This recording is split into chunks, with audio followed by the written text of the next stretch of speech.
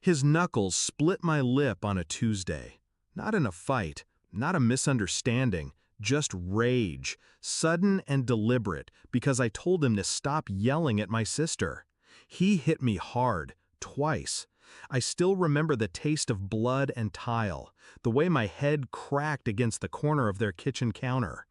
I remember the silence that followed, even louder than the impact, and then the door slamming shut behind him.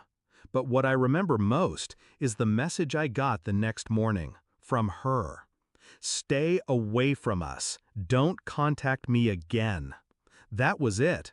No question if I was okay, no apology, no explanation, just us, her and the man who put me on the ground like I was nothing. So I stared at the screen, thumb hovering, heart pulsing. My reply was simple: done. And it was. Done with the sister I once braided hair for at 2 a.m. before prom. Done with the friend who cried into my chest when her ex cheated. Done with the woman who used to say, "It's you and me forever." Forever ended that day. But the story didn't, not yet. They had just gotten pre-approved for their dream house, some big, polished thing in a new development, double garage, walk-in closets, granite counters they'd never cook on. My name was listed on their mortgage paperwork, not because I had to, because she asked me to. Said they needed a guarantor with stronger credit, just until their finances settled. I signed it back when I still believed I mattered to her. So when I said done, I meant fully done. I called the bank, requested formal withdrawal, explained clearly that I could no longer be liable for their loan. No drama, just logic, just business. They didn't even blink. The loan wasn't approved yet. Removing my name killed it instantly. Their debt-to-income ratio crumbled like his fake smile. And I waited. 2 days later, the storm hit. First, a missed call from her, then 3, then a text. "Why did you pull out of the mortgage? What are you doing?" I didn't answer. Then came his message. "You're messing with our future. This is sick." That one made me smile. Funny, he wasn't concerned with my future when I lay bleeding on his floor. He wasn't texting apologies when my ribs turned purple. But now that the house was slipping from his hands, now it was sick? No, this is justice.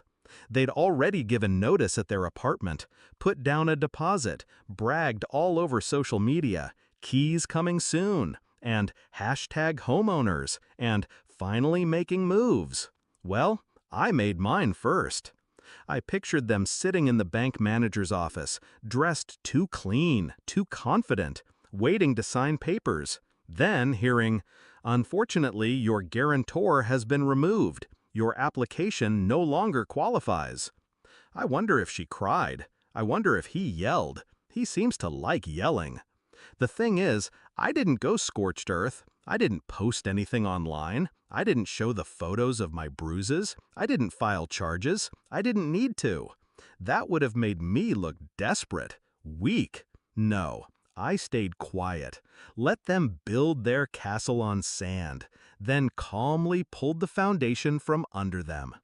Weeks passed, silence.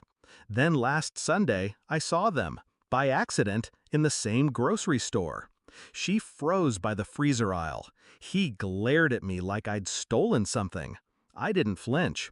He looked at me the way cowards look at locked doors.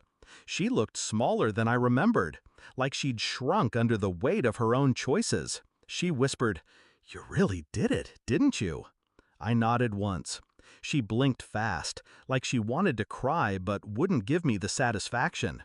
Good, because I wasn't asking for tears. I just wanted her to feel it, that sense of helplessness, of something slipping through your fingers that you thought was yours. That's what betrayal feels like. She chose him, chose silence, chose to erase me the moment it was inconvenient to love me. So I gave her exactly what she wanted: distance. And I let her discover that the bridge she burned was the same one holding her life together. They can still get a house someday, sure. Just not that one. Not easily. Not together, maybe. Because a man like him, he doesn't handle setbacks. He lashes out. And now that the high is gone, now that there's no new place to post about, no granite counters to pose and frown, she'll see him for who he really is. Maybe she already has. But that's not my story to write anymore. Mine ended the day I sent that one-word reply, done.